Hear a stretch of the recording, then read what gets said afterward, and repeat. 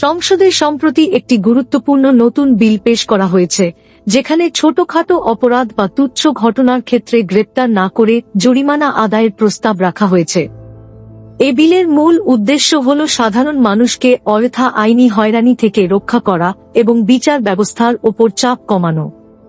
এখন পর্যন্ত অনেক ক্ষেত্রেই ছোটখাটো ভাঙচুর, হালকা মারামারি বা নিয়মভঙ্গের মতো ঘটনায় পুলিশ অভিযুক্তকে গ্রেপ্তার করে আদালতে হাজির করত। এতে যেমন সময় নষ্ট হতো, তেমনি অভিযুক্ত ব্যক্তিও দীর্ঘ আইনি জটিলতায় জড়িয়ে পড়তেন। নতুন বিল কার্যকর হলে এসব ক্ষেত্রে অভিযুক্তকে শুধু নির্দিষ্ট অঙ্কের জরিমানা দিতে হবে, এরপর তিনি মুক্তি পাবেন। এর ফলে পুলিশ প্রশাসনও বড় অপরাধ দমন ও গুরুতর মামলায় বেশি মনোযোগ দিতে পারবে।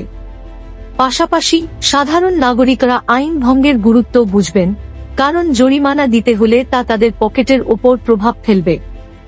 তবে বিশেষজ্ঞদের একাংশ মনে করছেন, এই বিল কার্যকর হলে আইন শৃঙ্খলা ভঙ্গের প্রবণতা বেড়ে যেতে পারে।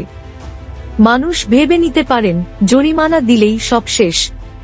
তাই জরিমানা নির্ধারণ ও প্রয়োগের ক্ষেত্রে কঠোর নিয়ম প্রয়োজন। সব মিলিয়ে সংসদে আনা এ উদ্যোগ বিচার ব্যবস্থাকে আরও দ্রুত, সহজ ও মানবিক করার এক বড় পদক্ষেপ। যদি ভিডিওটি ভালো লেগে থাকে তবে অবশ্যই লাইক এবং শেয়ার করুন, আর প্রতিটি আপডেট পেতে সাবস্ক্রাইব করুন ইন্ডিয়া 247 কে। ধন্যবাদ, আবার দেখা হবে আগামী বড় খবরে।